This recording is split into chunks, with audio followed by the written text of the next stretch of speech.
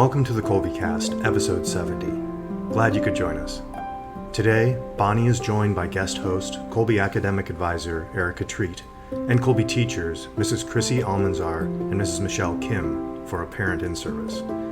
In today's episode, the cast discusses writing and evaluating writing in Kolbe Academy with the homeschooling parent in mind. Additionally, they discuss how Kolbe's advisors and teachers can help parents who need some extra help with their children's writing.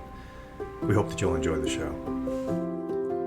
Hi there, I'm Bonnie, liturgical musician, popcorn and podcast fanatic, and Kolbe homeschooling mom to 4 lads and lasses of middle and high school age. We talk a lot on the podcast about the importance of eloquence for people, regardless of whether they're in the liberal arts, STEM, or other professions. With that in mind, writing is an important part of the Kolbe curriculum across subject areas, in keeping with principles of Ignatian pedagogy that listeners can learn more about on the Kolbe blog. We'll put a link to that in our show notes. So how do we develop that art on a day-to-day basis? We endeavor to answer that today. I've got Erica Treat back with me today. As a point person in the Academic Services Department, she has a unique view on the doings. So I asked her to come sit by me, so to speak, as a guest co-host as we call in some reinforcements to bolster the confidence of home educators tasked with evaluating the written work of their students. Hi, Erica. Hi, Bonnie. Thank you so much for inviting me to co-host with you today. I'm really excited. And as you mentioned, advisors get a lot of questions about essay grading from our homeschool parents and also parents taking other courses, how they can support their kids in their writing endeavors. So I really appreciate the opportunity to be here and pick the brains of our writing teachers. No, I'm so glad to have you joining me. I love working with you, and I've been looking forward to this. So thank you for doing this with me and for this is Erica's suggestion. Is a great idea. When it was like a light bulb moment, I thought it was fantastic. We are joined by Mrs. Chrissy Almanzar, with whom I had the pleasure of conversing on episode 48. Welcome back, Chrissy. Thanks for having me back. I'm so glad to have you. And today I get to meet Mrs. Michelle Kim, who is a longtime homeschooling mom and an instructor in the online school. Hi, Michelle. Hi, thank you so much for having me today. Oh, you're most welcome. Our listeners may remember hearing Chrissy on episode 48 because it rings true, which was part of the Kolbecast convention this past summer. We'll drop that link in the show notes for listeners to go back and catch that if they missed it. Erica has been with us for a few episodes. Episode 43, The Grade Examine, and episode 59, The Secret Whiteboard. Michelle, we're glad to have you with us today too, and hope this is the first of many conversations together. So, as I have not yet had the pleasure of getting to know you very well, Michelle, would you tell me a bit about yourself and your areas of expertise and specialty here at Kolbe? So this is my second year at Kolbe. Last year, I started off as a long-term sub and eventually moved into the theology department and the elementary department, but with the goal that this year I would move into English and literature because that is a passion and love of mine. I have a specialty degree in English and humanities and have always, since I was very little, been a reader and a writer. And so I love getting to share that with the Kolbe students this year in 9th and 10th grade. I am a homeschooling mom myself. I've been homeschooling for, I can't believe I'm saying this, 19 years. I have 5 sons. My husband is retired military, and our sons range in age from 11 all the way up through 30. So this is the first year that I haven't had an elementary aged child in almost 20 years. Wow, new season. So that's me. And I'm so excited. Writing is such a passion of mine. I'm in an MFA program currently, and I'm really happy to be able to talk about how we can grade our students, our children's writing. Good deal. Good deal. Chrissy, it's good to see you. Will you catch us up a bit since we talked over the summertime? How have things been going? Oh gosh, busy, just busy as always. It's been good. We've been doing lots. The kids are into all new things and we're staying busy with that. I've got 4 school-age kids now and 1 2-year-old. So we're always running around these days. Going every which way. Yeah. This is being recorded during midterm week. We've got a few episodes in the lineup, sort of a midterm-ish theme. So Let's zero in on evaluating the writing our students are tasked with in many areas of the Kolbe curriculum. The writing is a big piece of that. So, Erica, what was your inspiration for this episode? The writing is a big piece of it. And the inspiration for this was sort of like a homeschool parent teacher in service of a kind, just to give them some support and advice on grading essays. I know that as a homeschool mom myself, that can be a challenging prospect when you're not sure how to move forward, how to support them, helping them with their confidence, but also giving them some constructive criticism at the same time. And it's hard to find that balance when you're not as experienced with teaching and grading. So I'm really, really happy to have some experienced essay graders here to help guide us. I get a lot of questions as an advisor, and I know the other advising staff members do as well, about how do I grade an essay? That's just, they really don't know even the basic where to start with grading essays. We often will send them rubrics, and we're always happy to do that if a family wants to reach out to a grade level advisor. I found those really invaluable as a parent myself. But within the course plans, we really only have guidance on content for essays. So I would love to hear some more nuts and bolts advice on how to start, how to go forward, and how to develop writers over time as they grow. Michelle, you've been at this homeschooling for a long time. You've seen a lot of written work across all the ages. How have you approached it with your younger students? Well, I think that when we're looking at writing, we have to see it as one component in our literary curriculum. And writing is such a personal act. And even if it's just spelling sentences with your third or fourth grader, our writing expresses who we are. And so, we talk about being Ignatian in our approach here at Kolbe.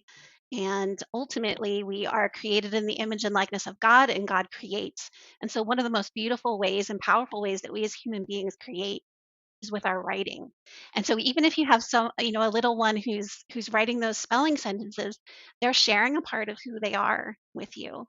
And so, Erica, you mentioned so perfectly that there's that balance between wanting to hone those skills, but also be respectful of that product that they're creating with you, because it is an expression of their personhood.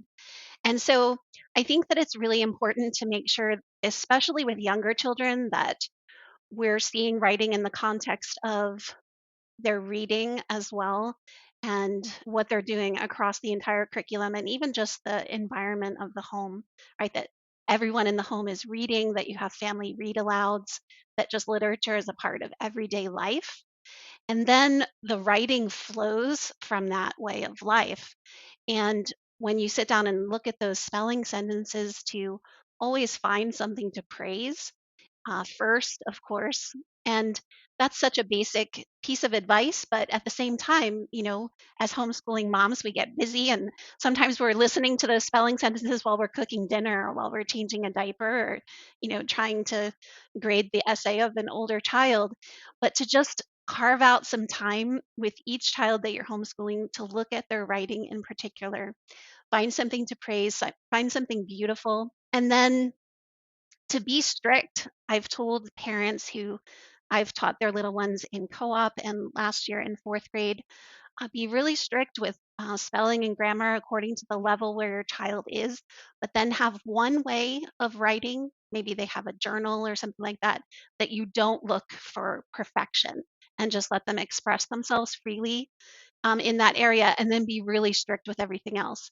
The other thing, too, is that I do this with my ninth and 10th graders, but I've done it with my younger students and with my own children as well, to look at grading writing from the very beginning as a back and forth dialogue between you and your child.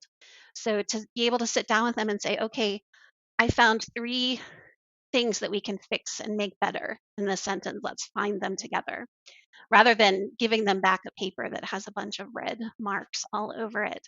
And so to have it be a process rather than a, check mark, yeah, okay, this is good, or you got 5 things wrong, and here, I fixed it for you. So to allow it to be a dialogue between you and your child, and for it to be flowing from that literary life in the home. Makes a lot of good sense. And a lot of very practical ways to enter into that.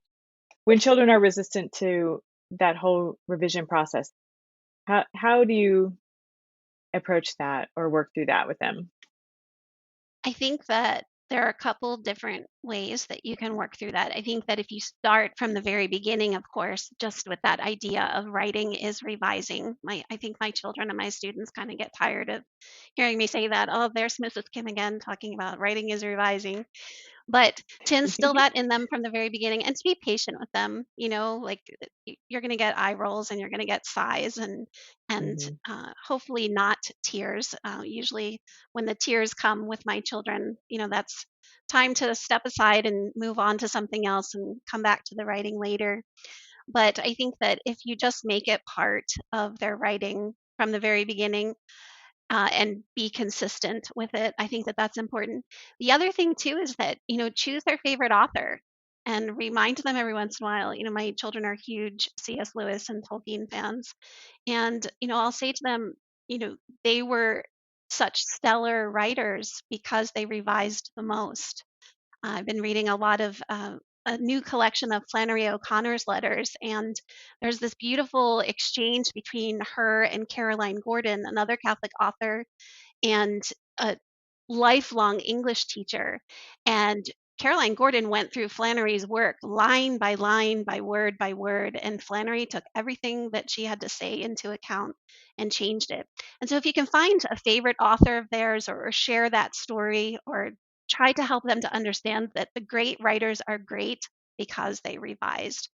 And then this is mostly related. I love copy work and dictation exercises with younger children, Yeah. except what I like to do is I like to let them choose their own things to copy.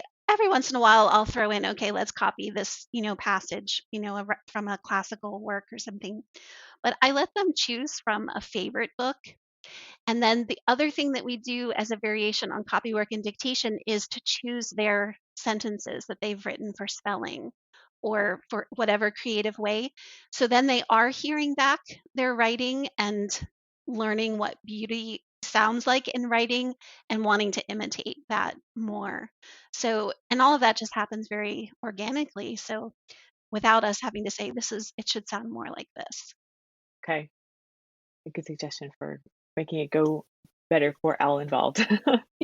I really love that perspective of sort of like step back and view it as how Mrs. Kim articulated as grading essays as a dialogue almost. And it seems almost foundational for all grade levels to have that perspective going in. And then, obviously other things down the line in terms of how you're evaluating would look a little different. But that I love how you articulated that. Mhm.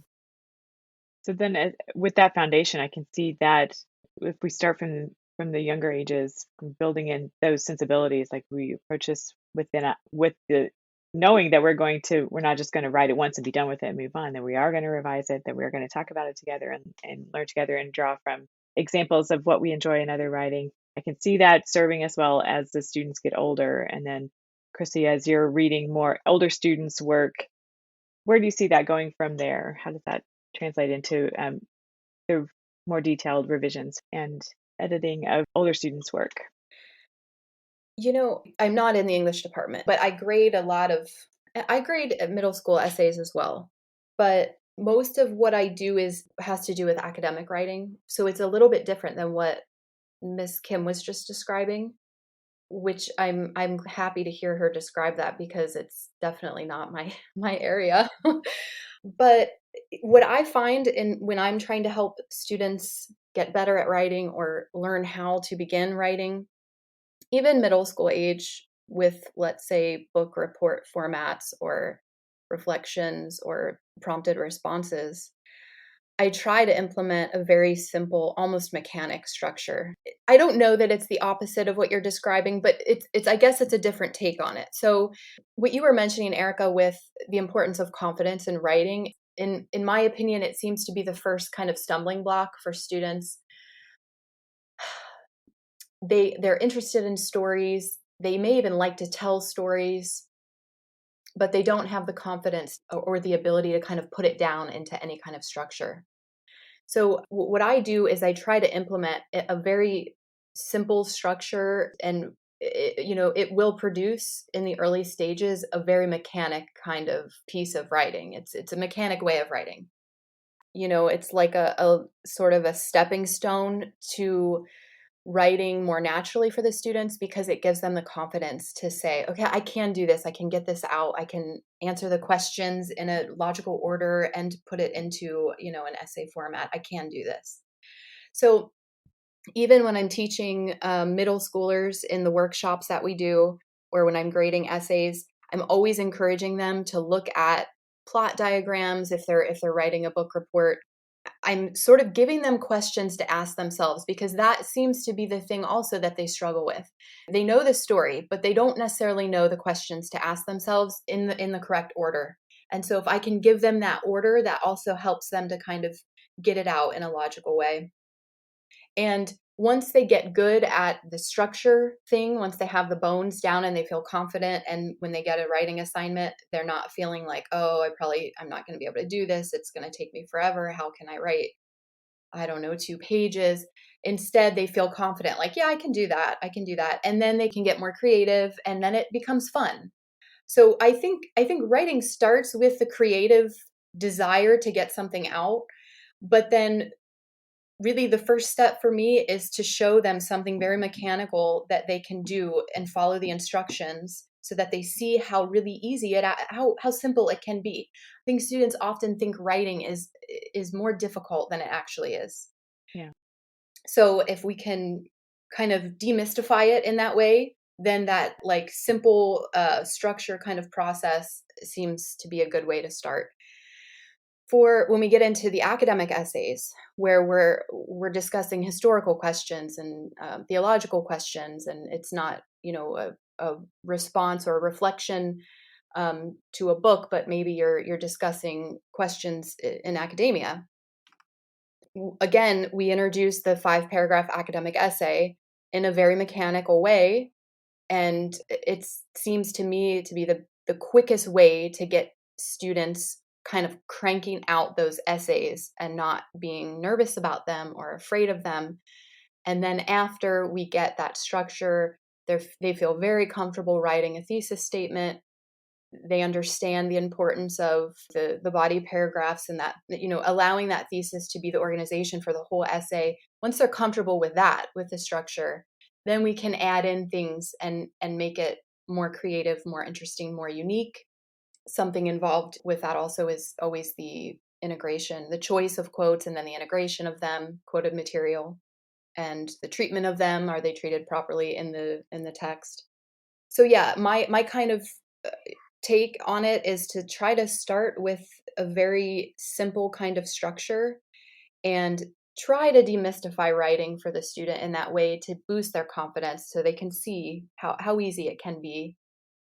And then add in layers of depth and different things to add in at that point would be, style and rhetoric, and how well did we support our argument? Could we have chosen a stronger argument? That sort of thing.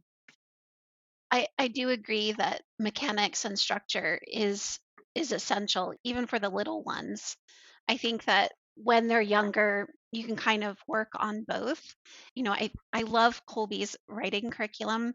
I have the ninth and the 10th graders this year. And so it's so beautiful to see it side by side and to see the progression from one year to the next.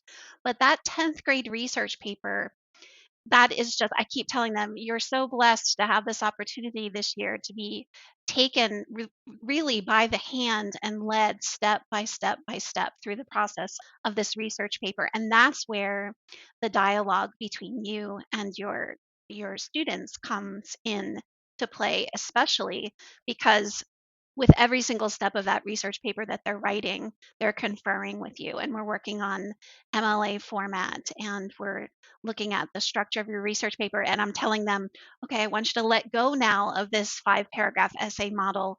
It's a solid model and it's what we begin with. But now with your research paper, you might have to give 2 paragraphs to your minor, subtopic number 2, or whatever the case may be. You have to allow yourself to kind of grow further as a writer. But the structure is so important. And I have my own children are kind of all over the place with whether they like writing and how good they are at writing. I have one son who absolutely would just be in tears every day through later elementary and middle school with his writing. And it's just now this year, as a sophomore in high school, that he's come into his own as a writer. And the structure was very reassuring to him because he's a math guy and he loves puzzles and he loves to see how everything fits together. And so that structure was essential for him. That was where, as you said, Chrissy, his confidence was able to grow. So structure and mechanics are very important for, I think, for any age. I love that part of the curriculum too, almost how it takes it in bite-sized pieces. So it makes it very approachable. And then adding in the dialogue as well as you go. So it's like all of the things put together. And it develops confidence, but it also speaks to those constructive criticism pieces as you go along.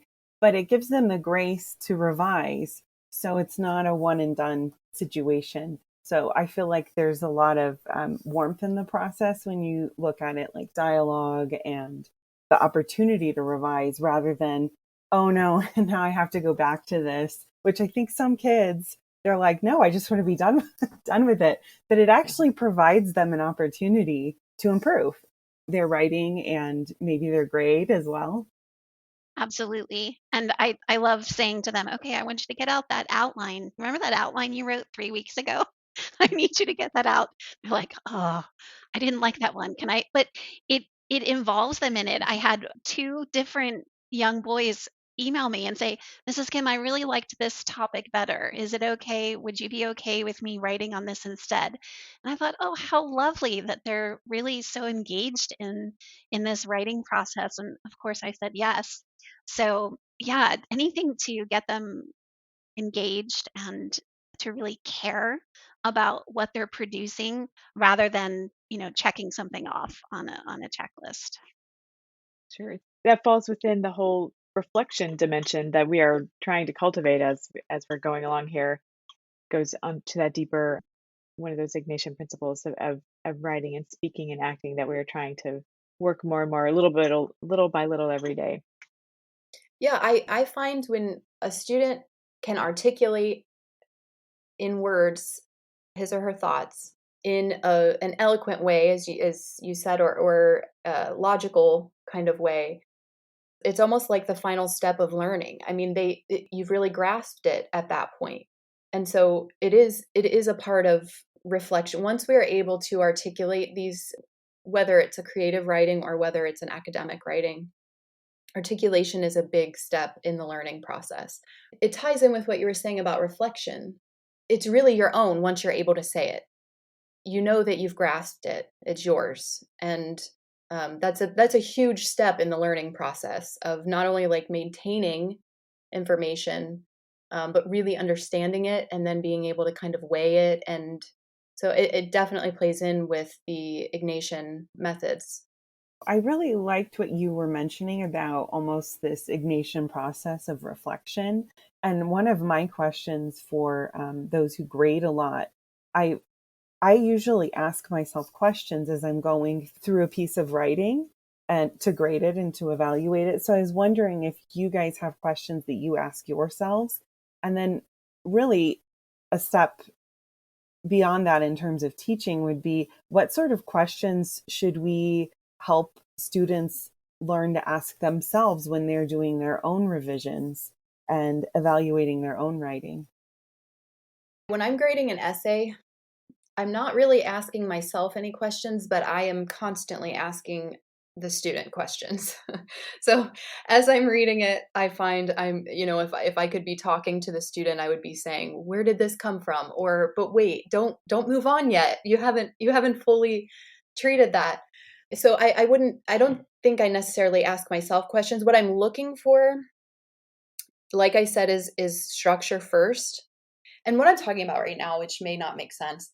So, like, when I'm talking about grading essays, I'm talking mostly about Homeschool Plus. We get students send in samples for grading.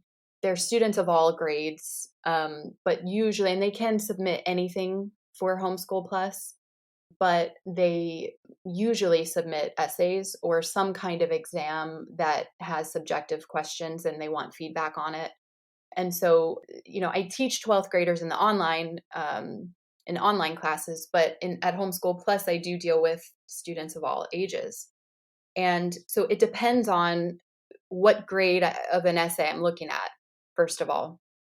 And with the Homeschool Plus program, I'm also able to grade them based, on their progress. So I know what they've submitted before, and I know what feedback I've left them before, and now I'm looking to see, did they take that feedback to heart, and have they made improvements? Have they made any changes? And if they have, then I move on to something else. So my first go-to criteria are, this is the structure. Is the structure there? Is there a strong logical progression? If it's an academic essay, is the thesis clear, and is it really describing what the writer is doing in the essay? If that's all there, then we move on to something a little more complicated, like, okay, what did they support their arguments? And is the support they chose, is it really relevant to the point? Was it absolutely necessary? And could they have chosen a better way to support that point? And if that's all there, then I'm looking for other things. I'm looking at, okay, how well integrated was it into their paragraph? Did they properly discuss the support afterwards, or did they properly give a lead in before it? So, if a student doesn't even have a thesis statement, we're not even going to get to that point. So my feedback is really geared towards the essay I'm looking at, and I don't say everything to everyone. I try to give a lot of feedback, but I give them just a couple things, really important things to work on. And then I have students who submit essays that are so excellent, I find myself really just saying, even in the comments, like, this is a nitpicky critique here, but I'm just going to say it because everything else is so excellent. So there's a whole spectrum of ways of looking at, how to grade essays and the different questions I might be asking myself. It really depends on the student, the age, the ability, the progress that they've made, and I start with the simple, basic bones first. And once that's there, we kind of move on. Parents will ask for different resources that are available, and Kolbe makes a lot of resources available for all of the different ages for writing, different diagrams, pretty specific sort of expectations. And but they're relative. So you may be a fourth grader, but you may be writing more at a sixth grade level, or you may be a sixth grader writing at a fourth grade level. In a homeschool, that is perfectly fine. As we said, writers, they kind of come into their own at their own time, and so we don't use the grades as a pigeonhole, really, but they're useful because they're available, and you can kind of use them to say, okay, where is my student? Which one of these seems about right for his or her ability right now, and this is what we'll start with. This is what we'll work at. So there's also a lot of online resources in addition to Rubrics through the Homeschool Plus program, and also in Self-Paced Plus, that are in the course pages. So there's videos, there's all kinds of online resources for writing, and the different stages of writing. And so there are a lot of resources available for Kolbe students who want to become better writers. Good deal. I love that you mentioned the resources. I was going to ask you about that later on in our conversation. I'm glad you mentioned that. So let's come back to that. What about you, Michelle? Do you have questions? Do you have your running dialogue going? I like how you guys made that very tangible. I agree with what Chrissy was saying. It's very different than grading math or science. because you do have to, and this harkens back to what we were talking about towards the beginning about our writing is an expression of our persons. And so each of us is unique and unrepeatable, right? So that means that each of your children that you're homeschooling is going to write in their own unique way and at their own pace. And we have to be able to acknowledge that and respect that. And I think most of all, enjoy it, to see it developing at those different rates as an expression of who they are and to enjoy that as the mom, even though at times, of course, it's going to be frustrating. But I really liked what Chrissy had to say about seeing where that child is, where that student is initially, and then you should be seeing progress, right, from one piece of writing to the next, from one revision to the next. And that if that student, if your child is progressing, then that's it. And are they starting to enjoy writing? I remember with my one son who was a reluctant writer, it was such a beautiful thing to finally see him enjoying putting his thoughts on paper and to not be so frustrated with himself that he wasn't writing as well as his brothers. So I think that seeing where the student is, starting with those bare bones basics, as Chrissy said, and then moving on from there. But I love to leave comments. I think that ongoing feedback is so important with grading writing. And I love to leave little comments, good things that need to be improved on, so that it is that, when we're homeschooling, you can sit down at the desk or at the table with your child and talk. And so in my grading as a ninth and 10th grade English teacher now, I try to allow my feedback to the students to imitate that, because then I think they see what I have to say has value, and she sees that and she respects it. So it has to be very individualized. It needs to be progressive. And one of my must haves is being able to build a logical argument, right? That strong thesis, and what are you doing to back it up? And I think that as homeschooling parents, to learn what a strong thesis sounds and looks like, because if you don't have that, then your whole paper is just gonna crumble. And I think that that's an important skill that has to be the starting point for all writing, and then of course for grading it as well. It's probably eye-opening to our students to hear our natural responses to their writing, because I know this personally, right? What I write, I know what I mean, and they know what they mean. But when someone else reads it, they read it with their own lens. So how they respond to it is useful information. So if I am tempted to just go start marking stuff up on a paper, that's kind of off-putting. But if I can write those questions that I have, I think that's useful for them in all their life dealings, how they when they're writing or speaking. Absolutely. And to have those little touch points along the way with your children, with your students, and to give them, I love to give revision points, but then there does have to be a drop dead point, right? So like typically for in the online classes, I'll allow revisions with revision points for minor writing assignments, but then okay, that major writing assignment that you're turning in, it needs to be polished, it needs to be beautiful. You need to take all of those things that we've been talking about so far and apply them, and that this is it, right? You don't get to change anything. So I think that having those little steps along the way and making them fix it rather than me fixing it for them is really important too, because if they do it themselves, then they're going to remember it hopefully the next time. Whereas if I just do it for them or show them what to do exactly, it's just going to fly right over their heads and they're not going to remember. They're going to keep repeating the same mistakes again. So that incremental progress is really crucial. The success of that can be its own sort of momentum builder too. Like when they can see their own progress, like, oh, okay, I got that. I want to keep going with that. Well, Chrissy, you have mentioned the Homeschool Plus program and the Self-Paced Plus programs. We have yet to get very far into those on the podcast. So tell me about Homeschool Plus a bit more. Sure. Homeschool Plus is a grading service that is offered to full-time Kolbe students. And what it is you would purchase samples, a certain amount of samples. So you can purchase 10 or 20 or 50 samples. And the Homeschool Plus course will look just like a Schoology course. So if you're an online student and you have Schoology courses, the Homeschool Plus looks just like that, except that all it is a place for you to go to submit your samples. And there are no rules in terms of what you submit. Sometimes students submit tests, or it could be anything. I've had to get help from another teacher grading because someone submitted Spanish homework.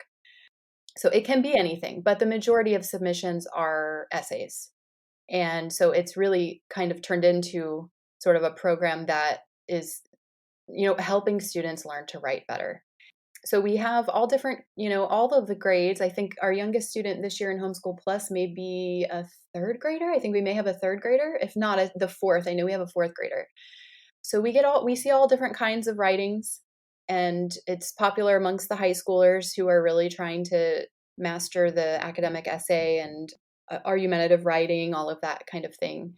So you submit your samples, and you have a grader, a Kolbe teacher, and we grade you. We give you feedback. The grade is not used officially for anything, so it's not anything that needs to be reported. It's not by the subject. So you could submit history papers, English papers, theology papers. You do get grades on the submissions, but ultimately it's for you to use however the student wants to use it. Nothing's recorded and sort of reported on a grade report or anything like that.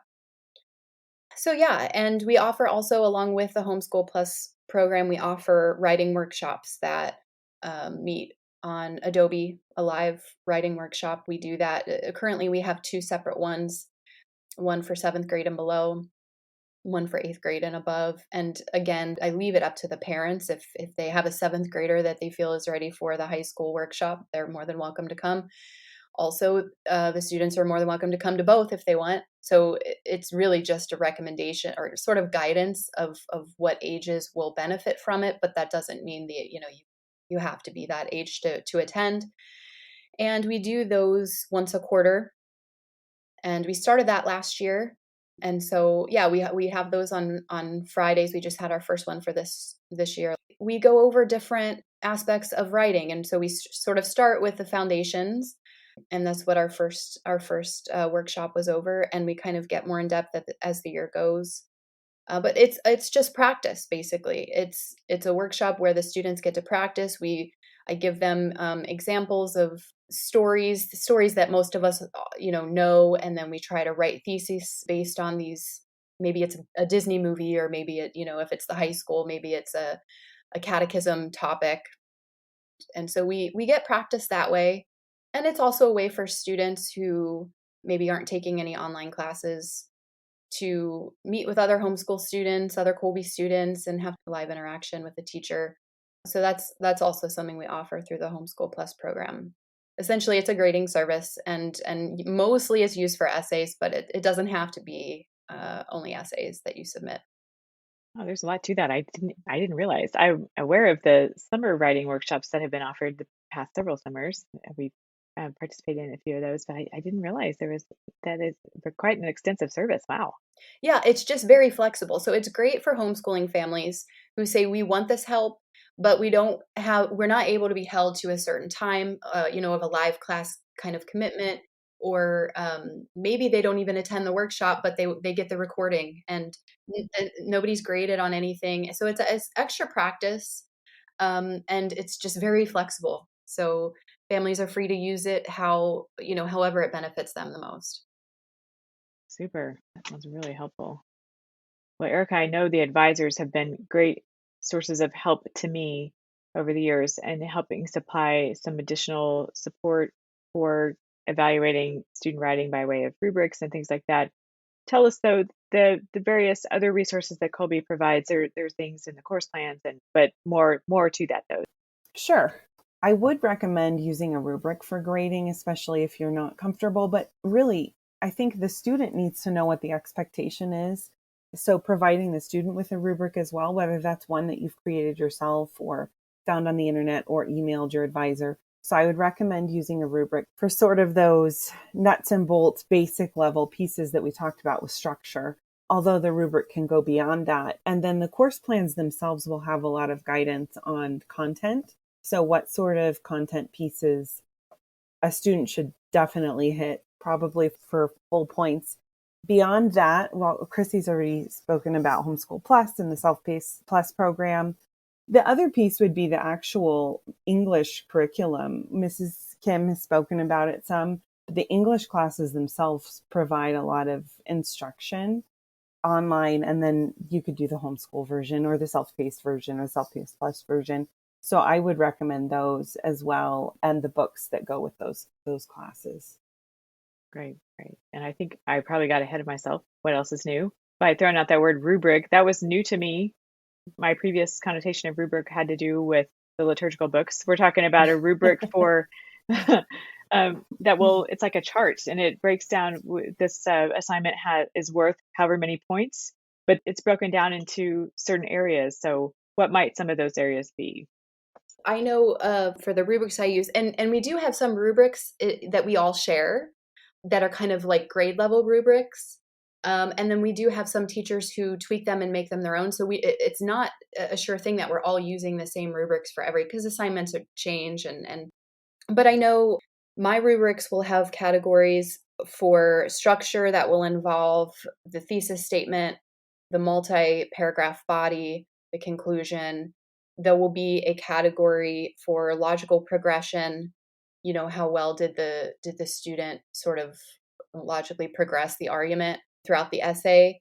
There will be a category for the support that was used, integration of quoted material, the quoted material choice, how effective was the material that they chose, how effective was it in supporting their point. Also the proper treatment of the quoted material. So that would all be within one category of the support for the essay. In the high school, we have a style and rhetoric category that I don't use with the middle school. I think that's probably the only category that is different. And then there's, between the lower, for me, between the lower grades and the high school. And then there's a category for just grammar, spelling.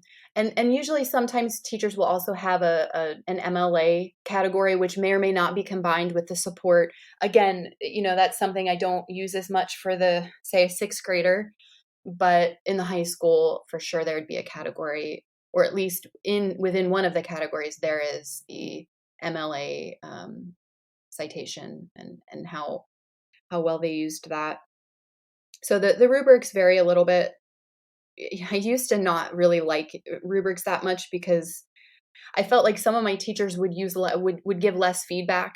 The rubric was almost like a kind of like almost instead of some important feedback, here's a rubric.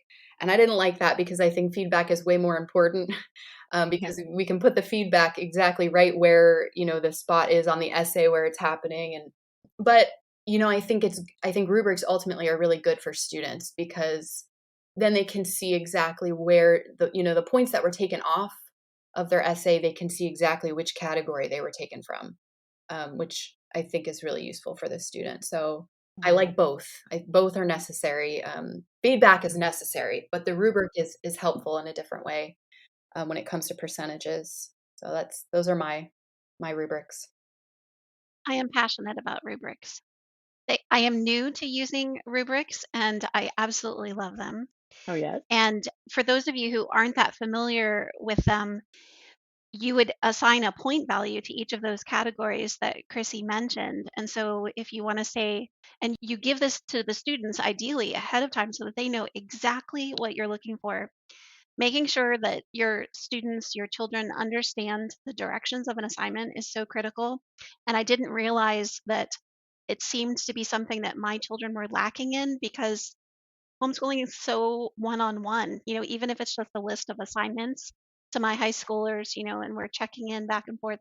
To be able to sit down with a set of instructions and follow them is a really important academic skill. So the rubric tells them, okay, your thesis statement is worth 5 points. A strong thesis that sets up a great argument is worth 5 points. A satisfactory one is worth 4 points. Three might be needs some improvement. Two is poorly written, one it's missing, or zero it's so as the homeschool teacher you can assign whatever point value you want to each of those categories. And so then you just, when you're grading, you're assigning those points for each category. And I think that for ninth and 10th graders it is important to have a separate section for MLA because they're really still learning the ins and outs of that.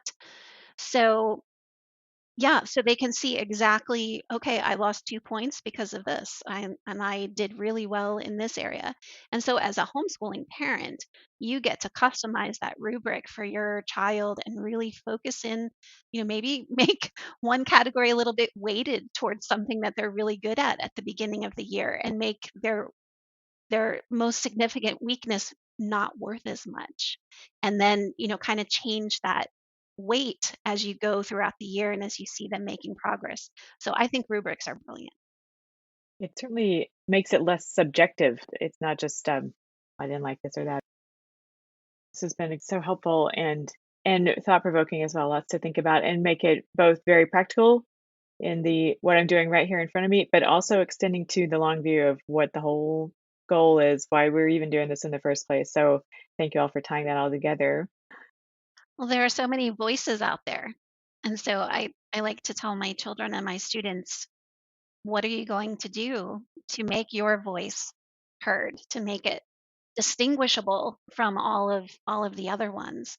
And especially today, one of the ways that your voice is going to be distinct is the truth and the beauty that you're proclaiming, but you have to be able to do that in an articulate way. That's going to make you stand out because not much of what's being said in the world at large is very articulate, right? People just kind of spout off whatever comes into mind, whatever they're feeling in the moment.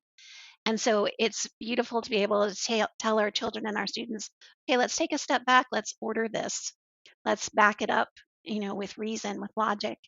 And that's going to make you different. That's going to make what you have to say different, and people are going to listen.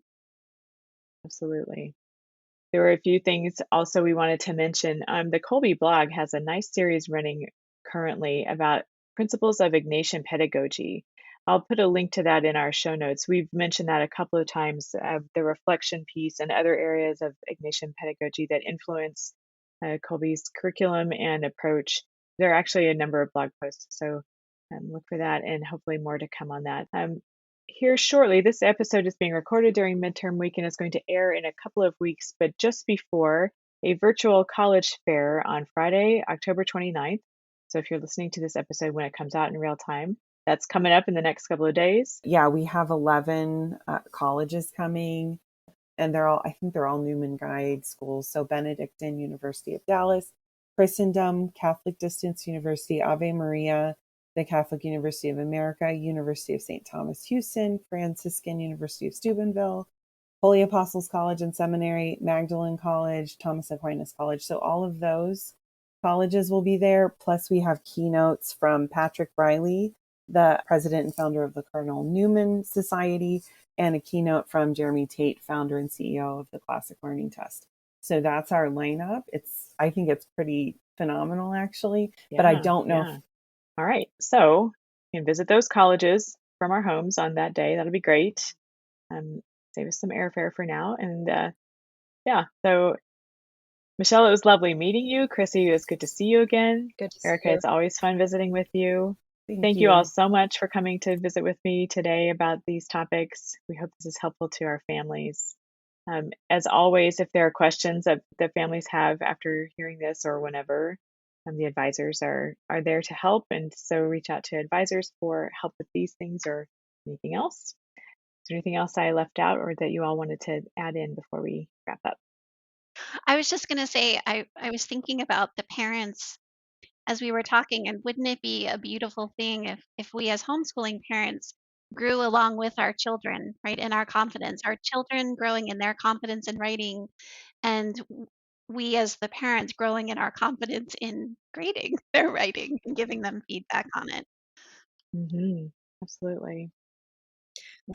That's really interesting that you said that, Michelle, because just the other day I was helping I guess he's a 10th grader with writing an essay, and he was saying things like, well, I think maybe when I was asking him like, how would you answer this prompt? Let's put it into a thesis statement. He was saying, well, I was just going to say something like this. And then he said some really, really good answers. And he goes, but I probably misunderstood it. I probably don't Oh, have that right. Or I'm like, wait, why would you say that?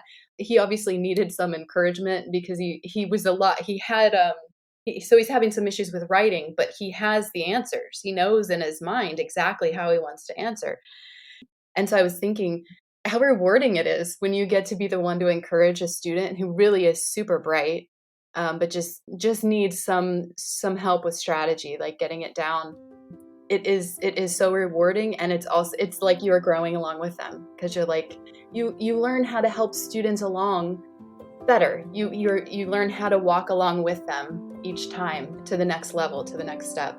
So yeah, it's super rewarding. definitely, definitely. Well, I hope this has been a helpful parent in service day for everyone.